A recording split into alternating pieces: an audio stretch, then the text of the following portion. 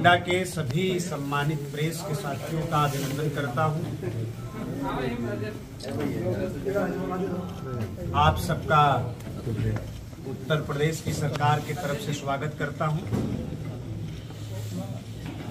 जैसा कि आप सब लोग जानते हैं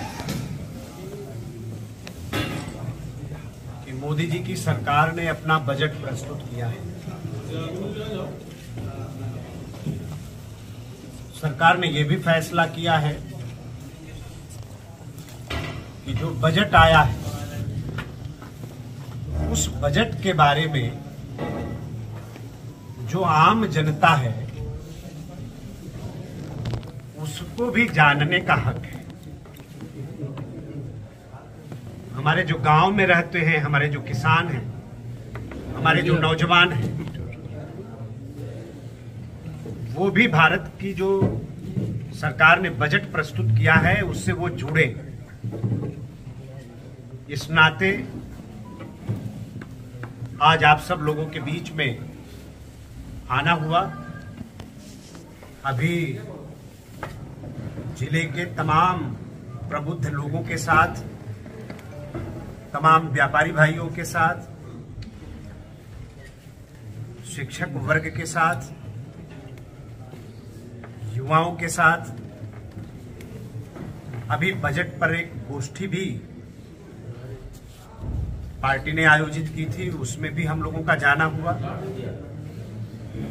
अभी पार्टी का जो किसान मोर्चा है, हमारा जो प्रकोष्ठ है, हमारे जो किसान मोर्चा के साथी हैं, इस बजट की चर्चा को किसानों के बीच में भी ले जाने वाले हैं। गांव में रहने वाले हमारे जो किसान हैं उनको भी हमारा किसान मोर्चा का संगठन इस अभियान के साथ जोड़ने वाला है।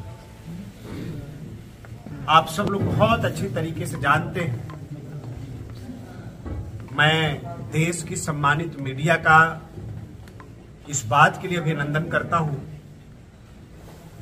हमारे अर्थ के क्षेत्र में काम करने वाले तमाम देश के बुद्धिजीवियों ने भी इस बजट का अभिनंदन किया है। तमाम राजनीतिक विश्लेषकों ने इस बात के लिए मोदी जी की सरकार का प्रशंसा किया है कि बजट में कहीं से कोई पॉलिटिकल एंगल नहीं है, कहीं कोई राजनीतिक कोण नहीं है। जबकि 3 प्रदेश में देश के अंदर, नॉर्थ ईस्ट के अंदर, हमारा जो पूर्वी क्षेत्र है, वहां के 3 प्रदेशों में चुनाव अभी चल रहा है और आने वाले समय में 5 बड़े राज्यों में चुनाव होना भी है। तो चुनाव के नाते भी इसमें कहीं कोई एंगल नहीं बन रहा है। इस बात के लिए देश के बुद्धिजीवी वर्ग ने, मीडिया से लेकर और तमाम क्षेत्रों में काम करने वाले लोगों ने मोदी जी की सरकार की इस बात के लिए बड़ा विशेष प्रशंसा की है। ये बजट पूरी तरीके से समावेशी बजट है। इस बजट के माध्यम से भारत की सरकार ने अंतिम व्यक्ति तक पहुंचने का एक सार्थक प्रयास भी किया है। हमेशा से मोदी जी ने कहा है कि हमारी सरकार गरीबों के लिए, किसानों के लिए, नौजवानों के लिए, आधी आबादी के लिए पूरी तरीके से समर्पित है। इस बात को भी, उनकी कही गई इस बात को भी ये बजट बहुत ही बल दे रहा है। ये अमृतकाल का पहला बजट है। आने वाले 25 वर्ष का पूरे रोड मैप की झलक भी ये बजट प्रस्तुत कर रहा है। मोदी जी की सरकार ने देश को आत्मनिर्भर बनाने के लिए देश की एक सर्वांगीण विकास की परिकल्पना को भी पूरे देश और दुनिया के सामने प्रस्तुत किया है। विपक्ष के पास कोई तथ्य नहीं है, कोई आधार नहीं है कि वो बजट पर चर्चा कर सके, विकास पर चर्चा कर सके। जो मोदी जी की सरकार ने संकल्प रखा है, जब ये देश आजादी का शताब्दी वर्ष मनाएगा, तब ये देश विकासशील देशों के दायरे से बाहर निकल के विकसित राष्ट्र की श्रेणी में शामिल होगा और दुनिया की 3 महाशक्तियों में अवश्य भारत शामिल हो जाएगा। इस बात को ठोस आधार प्रस्तुत करने वाला ये बजट है। अमृतकाल 1985 की बुनियाद रखने वाला ये बजट है। लाभ कैसे हो गया? गरीबों को संबल और सहारा के सपनों को साकार करने वाला ये बजट है। अन्नदाताओं के सम्मान को बढ़ाने वाला ये बजट है। आधी आबादी को भी उसके पैर पर खड़ा करने का एक सफल प्रयास करने वाला ये बजट है।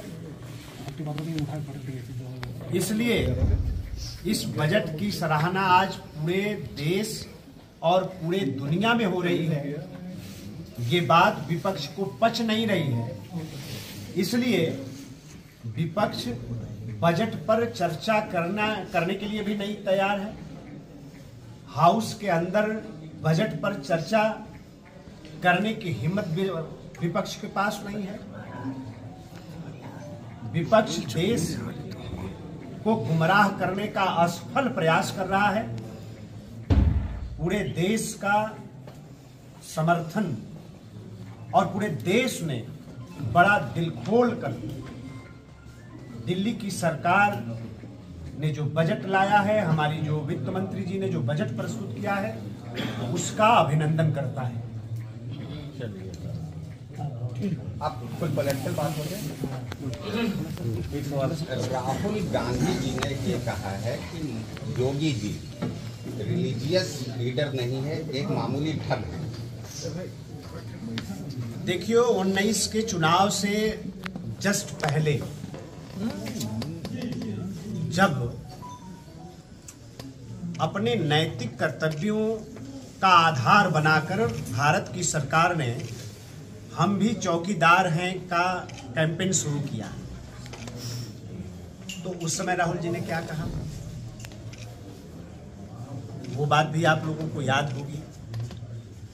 राहुल जी से सिर्फ मैं इतना ही कहना चाहता हूं कि आसमान की तरफ देखकर थूकने वालों का हश्र बड़ा बुरा होता है, और हो सके तो जनभावनाओं का आदर करना राहुल गांधी सीख लेंगे तो उनके भी हित में होगा और उनके दल के भी हित में होगा। उन्होंने ये भी कहा है कि जो ज़्यादा आबादी वाले राज्य हैं वहाँ धार्मिक राजनीति करते हैं योगी, भारतीय जनता पार्टी। बहुत लंबे समय तक प्रदेश को चलाने का अवसर कांग्रेस पार्टी को मिला है। 10 लाख करोड़ के इन्वेस्ट के लक्ष्य के साथ हम लोगों ने ग्लोबल इन्वेस्टर समिट के आयोजन की तरफ हम लोग आगे बढ़े। बीच में उस लक्ष्य को हम लोगों को 15 लाख करोड़ करना पड़ा।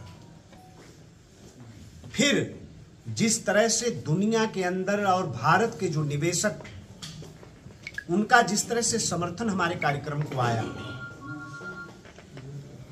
फिर उसको हम लोगों को 20 लाख करोड़ करना पड़ा। और आज सुबह उस लक्ष्य को बढ़ाकर उत्तर प्रदेश की सरकार ने 25 लाख करोड़ कर दिया है। ये बात राहुल गांधी की समझ में नहीं आई।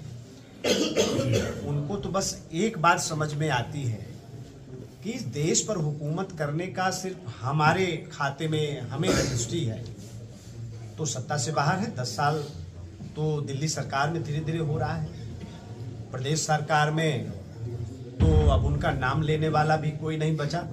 विधान परिषद में, उच्च सदन में आज की तारीख में 75 वर्ष के इतिहास में कांग्रेस मुक्त हो गई है उत्तर प्रदेश की विधान परिषद, उत्तर प्रदेश का उच्च सदन। अब ये बातें राहुल गांधी को कैसे बचे? तो विकास की बात तो कर नहीं सकते। आज हम तो काशी से आते हैं, आज कितना बड़ा इन्वेस्ट टूरिस्ट के क्षेत्र में आ रहा है। बड़े गर्व के साथ मैं आप सब लोगों से चर्चा करना चाहता हूं कि देश और दुनिया के जो टूरिस्ट हैं उनका जो पसंदीदा डेस्टिनेशन था वो गोवा केरला हुआ करता था, लेकिन इस वर्ष जो टूरिस्ट आए पूरे देश में, जो आंकड़े, गोवा और केरला का दूना टूरिस्ट अकेले तो बाबा विश्वनाथ का दर्शन करने काशी आ चुका, भगवान श्री राम की अयोध्या जी की धरती पर आ चुका। अब टूरिस्ट सेक्टर में कितना बड़ा बूम आया है। आज पूरी दुनिया के लोग अयोध्या जी आना चाहते हैं, हमारे ट्रेवल्स में काम करने वाले लोग आना चाहते हैं, हमारे होटल वाले सेक्टर में काम करने वाले लोग आना चाहते हैं, अन्य रोजगारों से जुड़े हुए लोग आना चाहते हैं। जो पूर्वांचल एक्सप्रेसवे के किनारे, बुंदेलखंड एक्सप्रेसवे के किनारे, जो मेरठ का बनने जा रहा है एक्सप्रेसवे, उसके किनारे, जो बलिया लिंक एक्सप्रेसवे के किनारे, जो गोरखपुर लिंक एक्सप्रेसवे के किनारे जो उद्योगों का क्लस्टर लगाने की बात हम कह रहे हैं। आज मतलब मैं तो बंगाल गया था रोड शो करने के लिए, पश्चिम बंगाल में। मैं समझता हूं कि उतना नकारात्मक वातावरण आपको समझ में आ रहा होगा कि कहीं नहीं। वहां से भी 7,000 करोड़ का इन्वेस्ट लेके मैं आया। तो देश के अंदर भी और दुनिया के अंदर भी तो राहुल गांधी जी को बताने की आवश्यकता नहीं, उनसे कोई हमें प्रमाण पत्र भी नहीं चाहिए। आज उत्तर प्रदेश का पर्यावरण भी ठीक है और उत्तर प्रदेश का वातावरण भी बहुत अच्छा है। राहुल गांधी से प्रमाणित पत्र की कोई आवश्यकता